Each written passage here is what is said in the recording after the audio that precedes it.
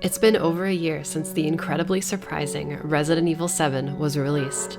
This game was a breath of fresh air from the over-the-top, action-packed entry that was Resident Evil 6. I love action games like RE6, but returning to a classic survival horror gameplay system while using a brand new perspective ended up being the best thing for Capcom to do to revitalize this series. Like most fans, I was very nervous watching the RE7 reveal trailer back at E3 2016. The game seriously just looked like any other first-person jump scare horror game with zero combat. Amazingly enough, we actually got a demo for RE7 the same night the game was revealed. The beginning hour demo had you explore the guest house. You basically just have to find a way out of the house while solving puzzles. What I played was good. It was spooky and the atmosphere was perfect. And you could replay the demo multiple times doing different things to get new endings. Also, the new photorealistic RE engine makes the game look absolutely amazing. But things didn't really improve with the beginning hour demo. The demo featured a lot of things that were just misdirection.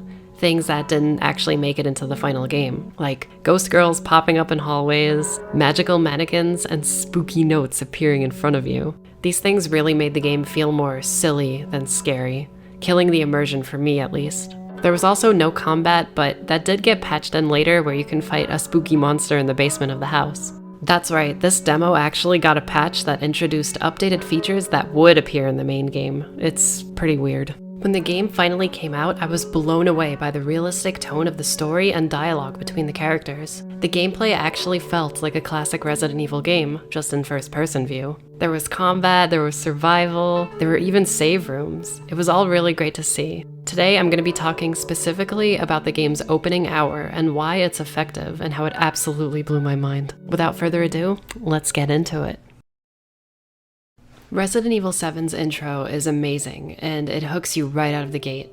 Our main character, Ethan Winters, travels to Dulvey, Louisiana in search of his wife Mia, who's been missing for over 3 years. Ethan receives an email from Mia telling him to look for her at the Baker farm. Arriving at this mysterious residence, you quickly find out that this property has long been abandoned. The front gate is locked and no one's answering the intercom. With no other options, you explore the perimeter of the property, coming across very suspicious and disturbing displays of violence and horror. Maybe this place isn't abandoned after all. You eventually come across the guest house from the Resident Evil 7 beginning hour demo. Exploring the guest house is very similar to the demo, but with obvious changes. You now enter the basement and discover the body of a man seen in a horrifying snuff VHS tape. Something clearly isn't right here. Eventually you find Mia, but she's locked in a cell. You quickly cut the chain and wake her up. Obviously, she's shaken and frightened to see you here. Following her out of the cell area, she keeps babbling on about a family and someone she refers to as Daddy. I wrote this off as her dealing with, and currently going through, an obvious traumatic experience. Ethan lets Mia rest as he explores part of the basement looking for a way out. All of a sudden, you hear Mia screaming and being dragged away. You chase after her up a flight of stairs, but you can't find her or any signs of life. Suddenly, a banging can be heard back in the basement, so you go and investigate, only to find Mia.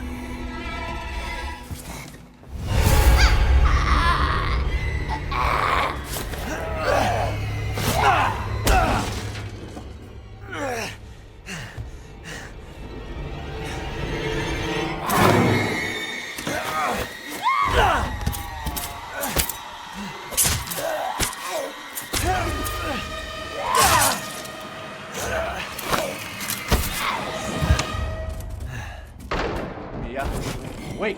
Wait!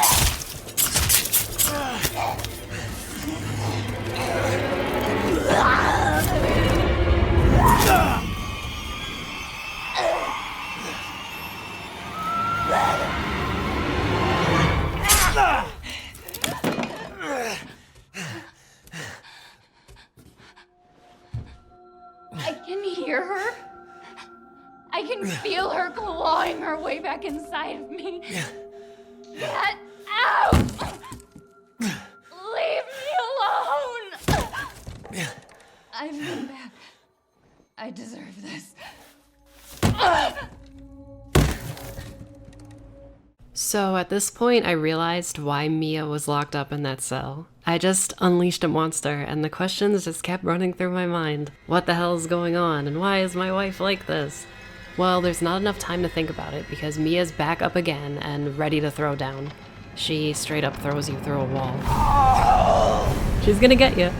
After desperately searching your surroundings, you find an axe and you have to defend yourself because Mia's not stopping.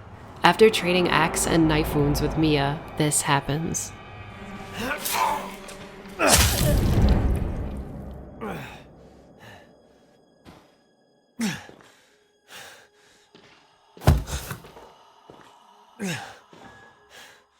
After all of this exploration and searching for your wife, who's been missing for 3 years, she's killed by your hand. I had to pause and take this in. It really blew my mind. Like, what the hell is happening in this game? This is how you start a game? It's amazing. Like 30 minutes ago, we got to see a nice happy version of Mia. Now she's all mutated and psycho. After you kill your wife, a phone begins to ring out in the hallway.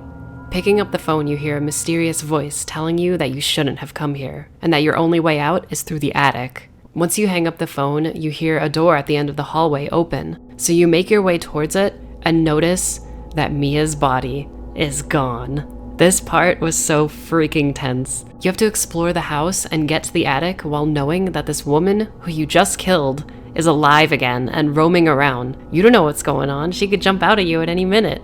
And that's exactly what happens. Ethan, it's okay. It's okay, it's me. I know you didn't mean to hurt me. You shouldn't have done that! It fucking hurts!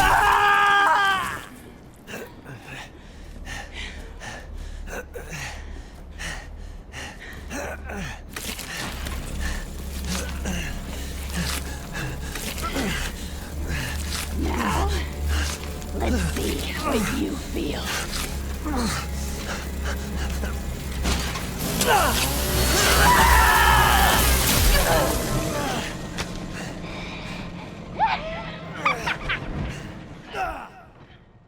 Guys, I have to say, at this point, I was shaking, my heart was racing, I had feelings I hadn't had in so long when it came to playing a horror game. I literally thought Ethan was going to die in this intro, and it would be more like one of those stories where they show you a victim getting killed before the real main character shows up. But no, you just keep going, you pick up your severed hand and everything. After picking up my bloody hand, I began walking up the stairs to the attic, and right here is where it hit me.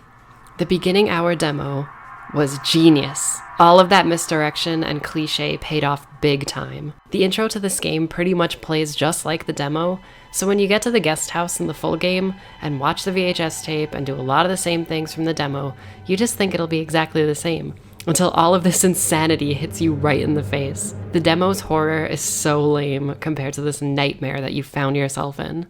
Anyway, as you explore the attic, you find a pistol, ammo, and healing items.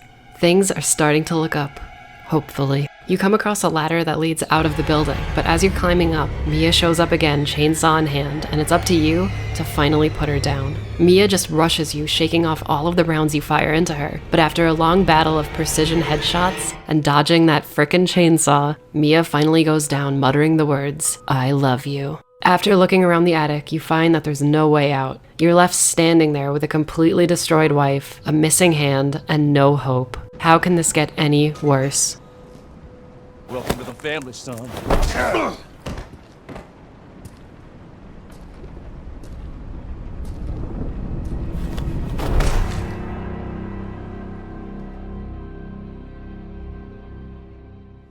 The opening hour of this game had me shaking and genuinely shocked at what I was playing. Mostly because it's just an amazing start and made me feel like 17 different emotions all at once, but also because that initial demo was pretty underwhelming in the horror department. I ended up replaying that demo a bunch of times when it came out. I wanted to get all the different endings, and I became very used to the guest house's layout. Then it's like, you boot up RE7 and you're like, oh, here we go, all the stupid mannequins again. And then it's like, oh, here's your wife locked in a cage.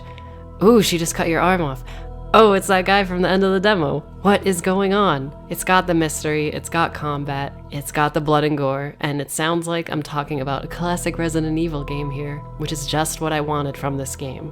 I think it's really great that they ended the intro the same way the demo ended the first time we played it. Genius.